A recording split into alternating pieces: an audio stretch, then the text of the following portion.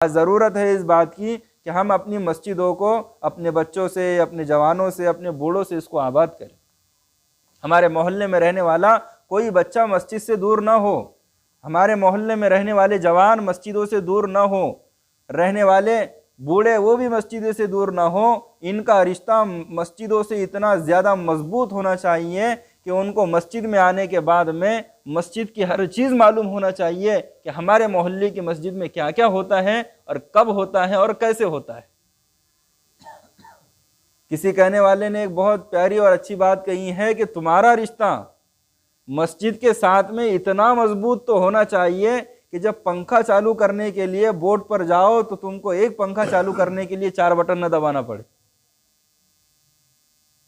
جن لوگوں کا مسجدوں کے ساتھ میں رشتہ پرانا ہوتا ہے، روزانہ ان کا آنا جانا ہوتا ہے، ان کو پنکھوں کے سارے بٹن معلوم ہوتے ہیں کہ کون سا بٹن کون سے پنکھے کا ہے۔ اور نیا نواڑا آدمی رہا تو 6 بٹن دبا دیں گا اور پھر بھی پنکھا چالو نہیں ہوگا۔ تو کم از کم اتنا تو مضبوط رشتہ ہونا ہمارا کہ ہم کو یہ معلوم ہونا کہ مائک کا بٹن کون سا ہے، لائٹ کا بٹن کون سا ہے، پنکھے کا بٹن کون سا ہے، یہ ساری چیزیں ہم کو معلوم ہونا چاہیے۔ تب جا کر اندازہ ہو سکتا ہے کہ ہمارا رشتہ مسجدوں کے ساتھ میں بہت زیادہ مضبوط ہے۔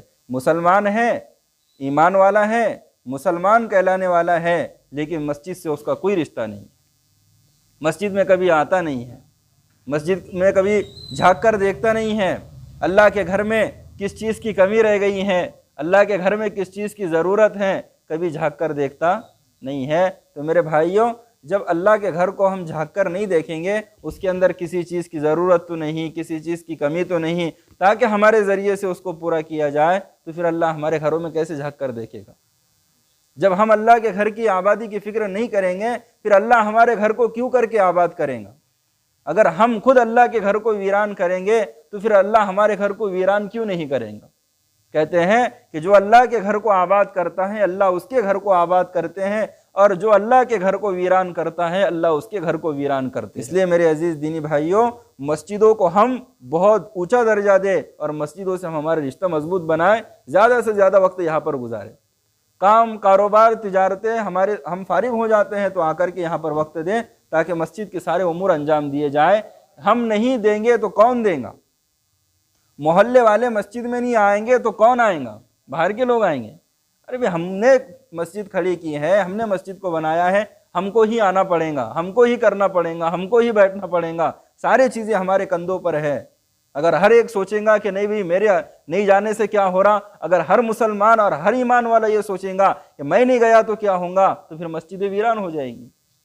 ہر مسلمان یہ سمجھے یہ اللہ کا گھر ہے، یہ میرا گھر ہے اور اللہ نے اس کی ذمہ داری میرے پر دی ہے۔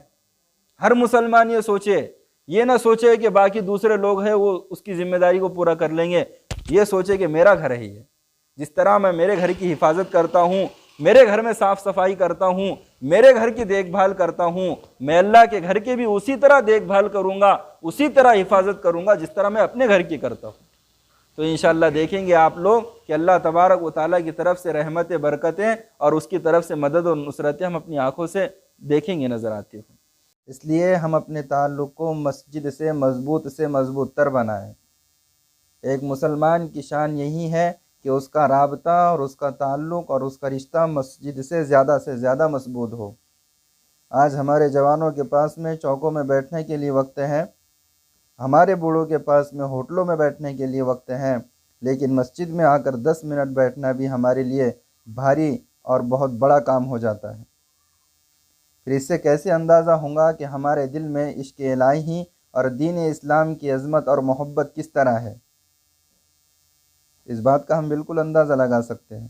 اگر کسی گلی میں کسی کی معشوقہ رہتی ہو تو پتہ نہیں کتنے چکر اس گلی کے لگائے جاتے ہیں، اور مسجد میں آ کر بھی دیکھتا نہیں۔ اگر مسجد سے عشق ہوتا، محبت ہوتی، عقیدت ہوتی تو 10 مرتبہ مسجد میں آ جاتا۔